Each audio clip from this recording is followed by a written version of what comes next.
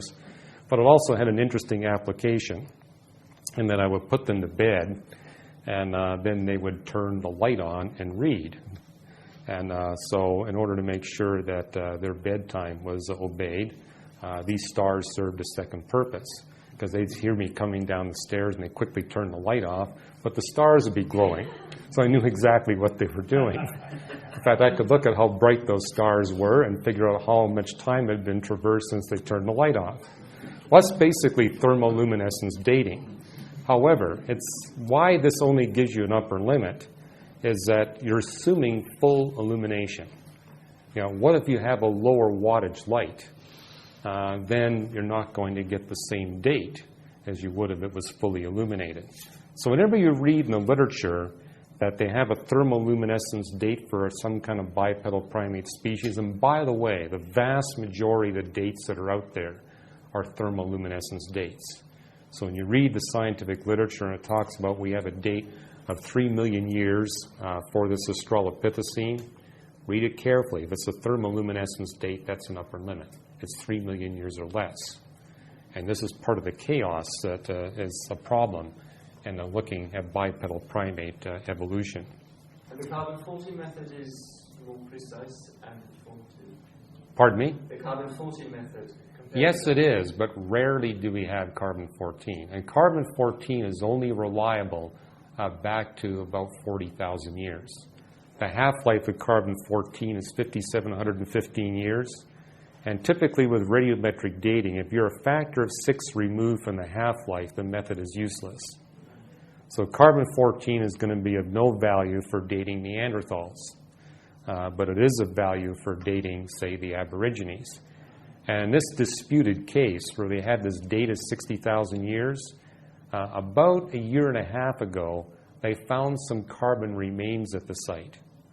And they were able to date that through carbon-14. The date came in at 3,000 years ago. So this is an example where the thermoluminescent date was off by a factor of 20 times. And with the Aborigines dating 3,000 years ago, we have no problem with our calibrated date out of Genesis chapter 11. Now, I do believe there are legitimate dates for the Aborigines that come in at 30,000 years ago. But 30,000 would be consistent with a rapid migration after the flood. And that's something we see in Genesis 11, is that there was this forced rapid migration after the flood. In fact, my colleague Fuzz Rana has just posted a discovery on our reasons.org website, a paper published in the Proceedings of the National Academy of Sciences that documents that the coastlines of southern Asia and the coastlines of western North and South America facilitated an extremely rapid migration. Now, I grew up in coastal British Columbia, and this paper is right on the target in the sense that on the coast of British Columbia, it's real easy to live. You've got abundant shellfish you can just pull right off the beach. It's easy to fish. There are berries all along the shore. It's easy to walk along the shore. It would be no trouble at all to migrate several hundred miles per month. And indeed, the archaeological evidence shows us that humans reached the southern tip of South America in less than 1,000 years after they crossed the Bering Land Bridge. And likewise, along the south shore of Asia, there would be that same facility. The shorelines are the places where life is easiest to live and it's easiest to make rapid movement. It's hard to go through a thick forest. It's not that hard to walk along a beach. So all this is really quite consistent once we recognize that these thermoluminescence dates are upper limits. Now, in terms of other archaeological finds, we have what are called the Big Bangs of anthropology. It's not just astronomers that have the Big Bang theory. Anthropologists have their own Big Bang theory.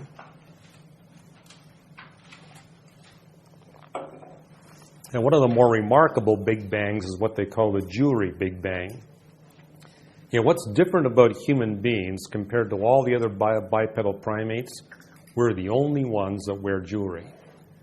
With the Neanderthals, we have zero evidence for jewelry. Homo sapiens ideltu, zero evidence for jewelry. This forest man that they recently found in Indonesia, no jewelry. Homo erectus, no jewelry. But when human beings show up on the scene, jewelry immediately appears. And incidentally, the jewelry is about 10 times as abundant as the tools are. We do see Neanderthals using primitive tools. When humans come on the scene, there's a lot more tools, and the tools are much more sophisticated. But interestingly, the jewelry always outweighs the tools. And I think that's true in households today, that your typical household has more jewelry in it than it has tools. But it's a sudden eruption. It's not an evolution. And as you look at primitive humans from, say, 40,000 years ago to 10,000 years ago, the jewelry use is relatively constant. And the degree of sophistication is also relatively constant.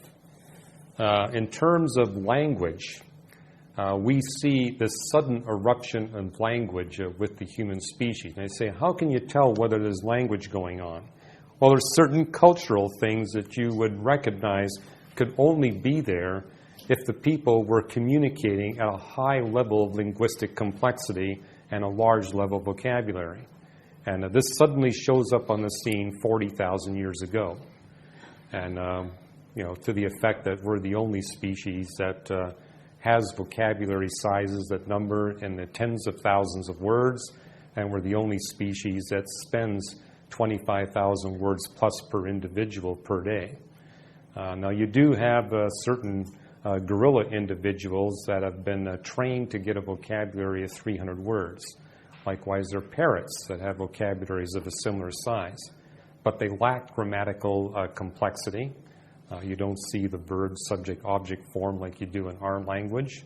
Moreover, those individual animals only gain that vocabulary size by spending 20 years plus with an individual that's literally working with that creature every single day to build up that vocabulary. And if something happens to the human being, the vocabulary quickly disappears.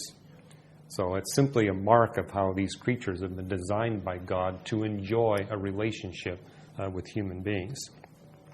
My wife says that I have a cat that's actually developing quite a high vocabulary. But as far as I can tell, that cat has only developed one grammatical form, namely the command tense. So, clothing, Big Bang.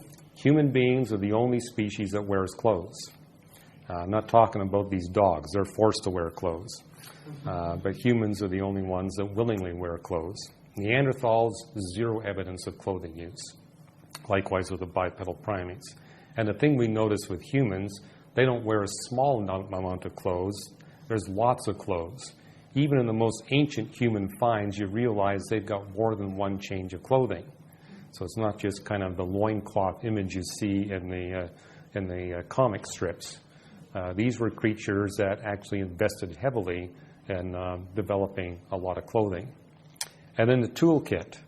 What we notice is that lots of species use tools. Chimpanzees use tools.